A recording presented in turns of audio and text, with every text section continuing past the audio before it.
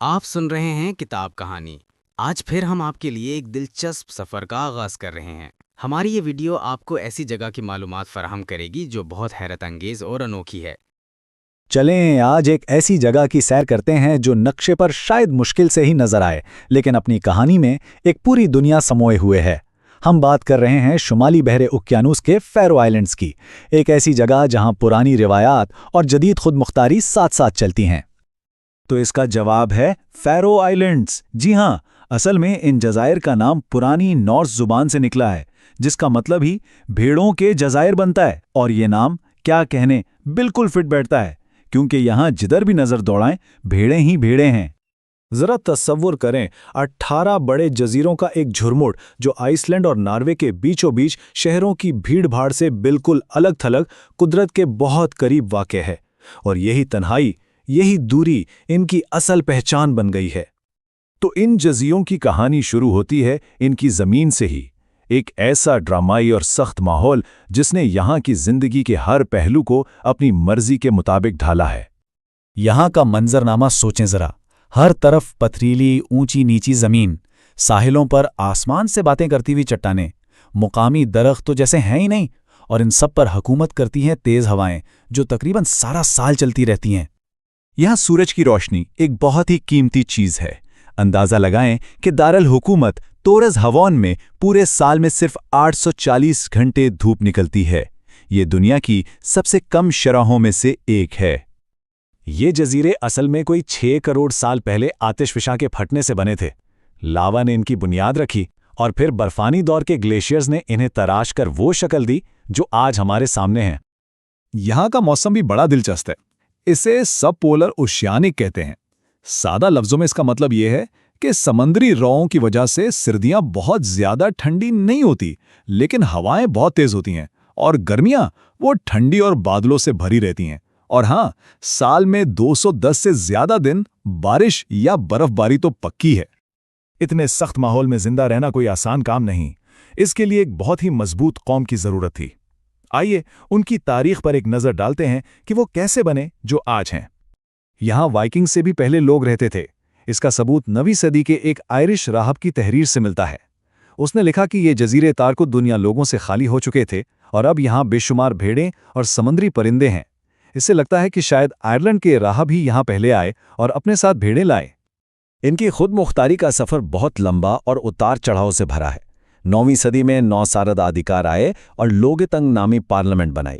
پھر 1380 میں یہ ڈنمارک اور ناروے کے ساتھ ایک یونین کا حصہ بن گئے۔ 1814 میں انہیں باقاعدہ طور پر ڈنمارک کے حوالے کر دیا گیا۔ 1946 میں آزادی کے لیے ایک ریفرنڈم بھی ہوا، لیکن ڈنمارک نے اسے نہیں مانا۔ آخرکار 1948 میں ہوم رول ایکٹ پاس ہوا اور انہیں کافی حد تک خود مختاری مل گئی۔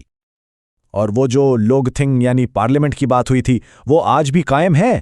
سوچیں، یہ دنیا کے ان چند پارلیمانوں میں سے ایک ہے جو 1000 سال سے زیادہ عرصے سے مستقل چل رہی ہے۔ یہ ان کی گہری تاریخی جڑوں کی ایک زبردست علامت ہے۔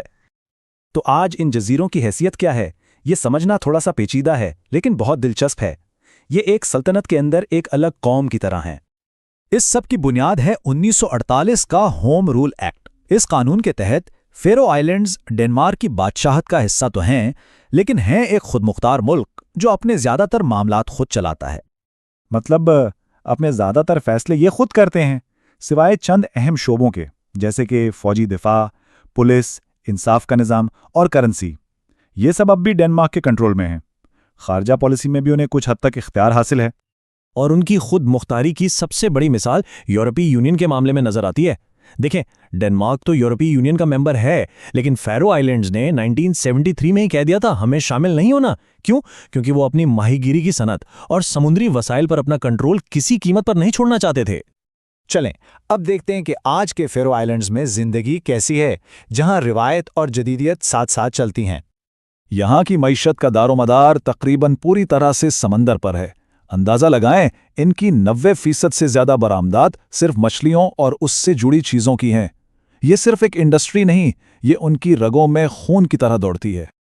اب ایک ایسے موضوع پر بات کرتے ہیں جس پر پوری دنیا میں بحث ہوتی ہے اور جو ان کی ثقافت کا ایک متنازع حصہ ہے: پائلٹ ویل کا شکار۔ اسے گرینڈا ڈراپ کہتے ہیں۔ ये कोई तिजारती शिकार नहीं बल्कि एक कम्युनिटी की रिवायत है जिसमें वेल का शिकार करके गोश्त और चर्बी आपस में बांट ली जाती है। लेकिन इस पर तनकीद भी बहुत होती है। जानवरों के हकूक की तंजीमें इसे जालिमाना कहती हैं। साथ ही तिब्बी तहकीक ने भी इसके गोश्त में मरकरी की वजह से सेहत के खतरात बताए हैं। लेकिन फैरो आइलैंड्स की पहचान सिर्फ यही नहीं है। इनका जो कौमी जज्बा है ना, वो इनके छोटे साइज से कहीं ज्यादा बड़ा है। और इसकी सबसे बेहतरीन मिसाल है फुटबॉल। ये स्कोर है 1-0। ये 2014 के उस तारीखी मैच का स्कोर है जब फैरो आइलैंड्स की छोटी सी टीम ने यूनान जैसी मजबूत टीम को हरा दिया था। ये बैनुल-अक़वामी फुटबॉल की तारीख के सबसे बड़े अपसेट्स में से एक माना जाता है।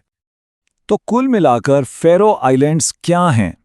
ये कदीम रिवायात और एक मजबूत जदीद खुद मुख्तारी का एक नायाब और खूबसूरत इम्तजाज हैं। ये वो लोग हैं जो अपनी अलग पहचान पर फख्र करते हैं और इसे हर हाल में कायम रखना चाहते हैं। और आखिर में एक सवाल जो सोचने पर मजबूर करता है। इस ग्लोबलाइज दुनिया में जहां सब कुछ एक जैसा होता जा रहा है, इस छोटी सी कौम से क्या सबक सीखा जा सकता है जो अपनी शनाख्त, अपनी आज़ादी और अपनी रिवायात की हिफाजत के लिए अपना अलग रास्ता खुद बनाती है? हमारी ये मालूमाती वीडियो यहीं इख्तिताम पजीर होती है। हम उम्मीद करते हैं कि आपको ये सफ़र पसंद आया होगा। जो बातें हमने आपको बताई हैं, अगर वो आपके लिए नई थीं तो कमेंट्स में ज़रूर बताइए।